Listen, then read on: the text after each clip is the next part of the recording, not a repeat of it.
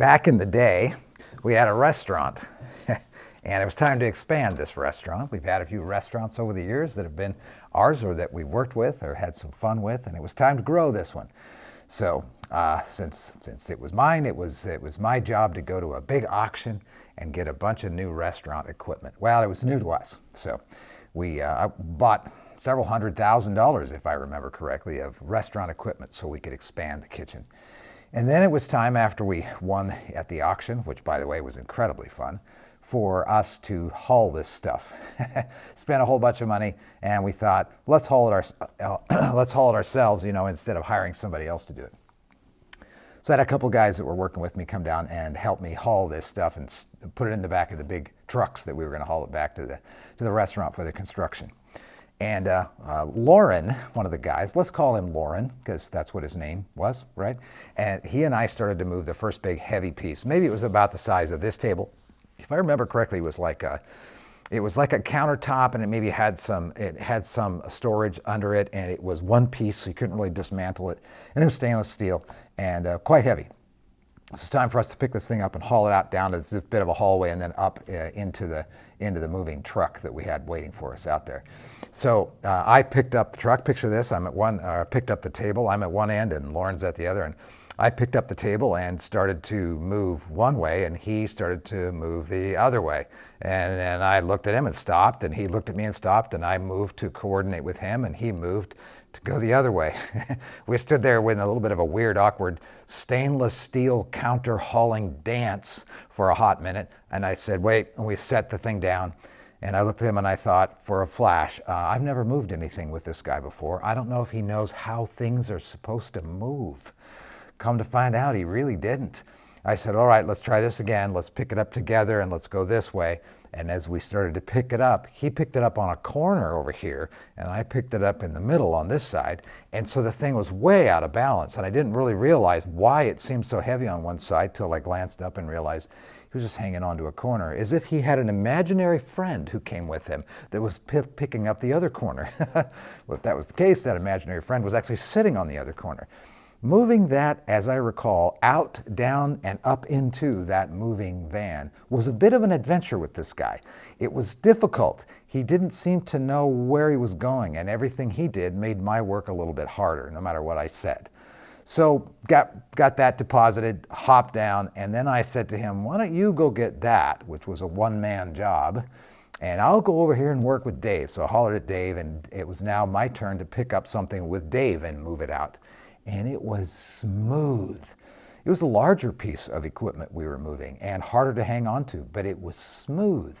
He and I both had a sense of where the center of gravity was, where he should hang on, where I should hang on. Should we go sideways or one of us back up? We had this sense of poetry about it when we moved. It was a whole lot easier for us to move together on that than it was for Lauren and I to move that other lighter, easier to hang on to piece of equipment. Well, what was the deal there? What was going on there? And I think that illustrates a lesson that you and I can take to the bank as leaders or managers or supervisors of people, someone who's trying to influence a group of people to work well together. Here it is. As a leader in that setting, I had 2 jobs. In fact, as a leader, you have 2 jobs. I hope you're kind of thinking of the Pinterest fails that show up every once in a while. It says you have 1 job, and then there's a picture of somebody who failed even at that one job. It says hamburger buns on the outside of the bag, and it's stuffed full of hot dog buns, for example. You had 1 job. How hard could it be? Well, for us as leaders, we have 2 jobs. How hard can it be? Well, it can be kind of hard sometimes, mostly because we think if we do these 2 jobs once, it should just stick.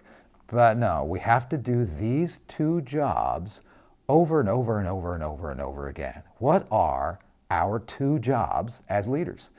These 2 jobs I did not do with Lauren, and I did do them with Dave.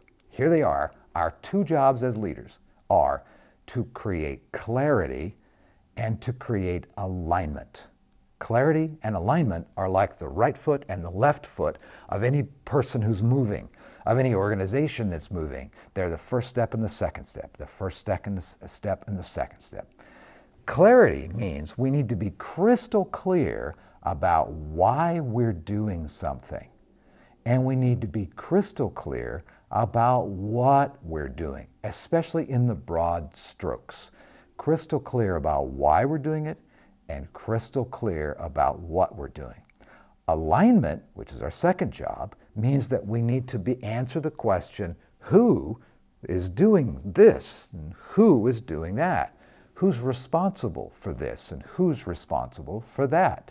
It's a pretty big deal as a leader if you take somebody and put them in the wrong place and say, you're the one who's responsible for that, but they don't know their head from a high rock, or they're incredibly skilled in this area over here, but there's no carryover into a new area that you've assigned them to.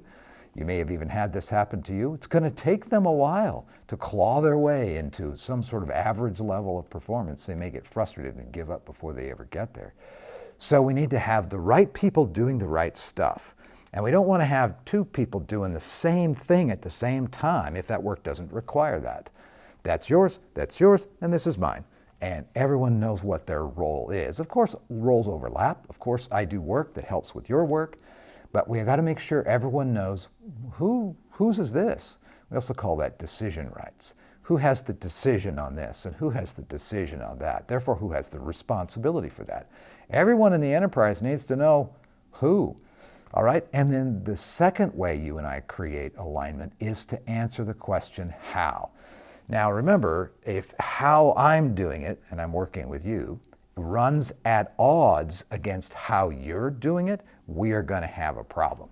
We will not have alignment if I like to do it this way, but you like to do it that way, and the two run into each other. I will make your work a lot harder than it needs to be, or you mine, if how we do it doesn't work together. Common ways that we experience that problem or that lack of alignment is you take somebody who's an expert in an area and turn them loose and put them right alongside someone who's a novice, and you don't say to the novice, you need to learn from the expert. The novice might not even know he's a novice. And so he's going to come up with a way that will add steps or do things that will make it harder for the expert to actually be successful. So when you think about creating clarity and alignment, your two jobs, you're creating clarity about why we're doing what we're doing and about what we're doing. And you're creating alignment about who's doing the work and how it's being done. And make sure that everyone understands what that is. Because you got two jobs: create clarity, create alignment, create clarity, create alignment. And the reason that these jobs go on forever and ever and ever as a leader is because whenever a new way of doing it, a new how occurs, it's going to affect the who. That's going to affect the what, and that's going to affect the why. If you come up with why, and the answer to a why is what result we're trying to achieve. If you come up with a why we should do something, it's going to affect everyone clear down front to the who. When the who steps in and starts to do it, and then they figure out a better way to do it, and they change the how, it'll change everything else. So these are dynamic and they're hooked together. So make sure you understand that your job is to create clarity and alignment over and over and over and over and over. If not, you will have an incredibly frustrated group of people. And the most frustrated person, of course, will be you. Been there, done that. So how do you know if you actually have achieved clarity and alignment? Well, people talk about it. They have the same words that they use about it. They actually then do the work in such a way that everyone goes, oh, yeah, that's it. They talk about it and they do it. They say the words that are clarity and they do the action that's alignment.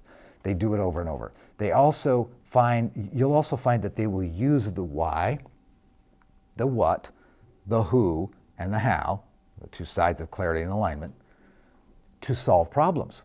They'll use the same language. That's how you know.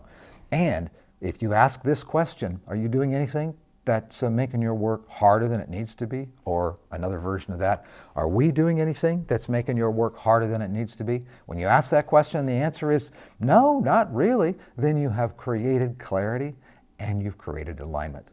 biggest mistake you and I can make as leaders or managers or supervisors is to have clarity here in our own head, but we have not passed that clarity off to someone else. I think because it's clear to me, because I said it once to you, it ought to be clear to you too. No, it doesn't work that way. You have to communicate it over and over and over and over again. Not just because people didn't get it the first time, but because situations in which that is applied change. How do you know when you don't have clarity? Well, the first thing that happened is there's unresolved conflict. Because if there is clarity and conflict arises, we move to resolving it. It's pretty easy, pretty straightforward to resolve. But if there's not clarity and not alignment, conflict has no way of being resolved. We get very frustrated with it. We can't have conflict with one another in a productive way, and it just goes underground and remains unresolved.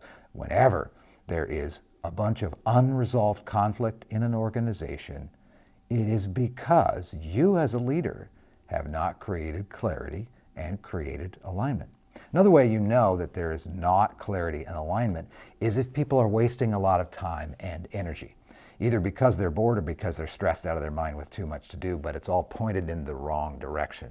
When people are wasting their time and energy, it's because there is not clarity and alignment. Now, I don't mean an occasional bad hair day where things just don't go right. I don't mean that. I mean when people are perpetually wasting their time and energy, and everyone knows when they're doing it. Everyone knows when they're doing it. When that happens, it's because you do not have clarity and you do not have alignment. And another way, you could probably come up with a long list of other reasons. I'll give you one more. That we make each other's jobs a lot harder than they need to be. That's what I mentioned earlier. I'm doing something because I really like to do it this way, and I know it makes it harder for you, but I don't care. I'm just making it easy for me. Don't care if it's harder for you. That's how you know, at least some of the ways you know, when you've not achieved clarity and alignment. And that's also, before that, how you know when you have achieved clarity and alignment. People do it. They say it. They solve problems using it. So, back to Lauren and David. I wanted to work with David a lot, and I found that as I started paying attention and I started actually leaning in and creating clarity, here's why we're doing this, here's what we're going to do, and I started creating alignment. All right, who's going to do what here? And how are you going to do it? And then how are you going to do that so that it works together? When I started to get clarity around that, I found that people like David were just attracted to the kind of work that we did. We did a lot of really good work in that restaurant and at some of the other businesses that we were able to start and support in time that went by. So it was a lot of fun. But I also found that Lauren was very difficult to work with and could never actually not understand the clarity and alignment. He just didn't like it. So he was constantly trying to do things in an odd sort of way. He never really fit because he was unable to listen to, hear, and follow the clarity, and he was unable to change his performance and his behavior, who does something and how it's done, so that he was in alignment with it. So remember, you got two jobs. Create clarity, create alignment, and it has to be created in the people that you lead, not just in your own sweet little head. There you go. I hope that's helpful. There's a few minutes of your life that I hope you'll spin and spin and spin on and think about it and look around to see if you can create clarity and alignment. There's some clarity in this wonderful Canadian whiskey that I've got going on right here. But I'm gonna sip this right now and think about other times where I did not do very well in creating clarity and alignment. Take care.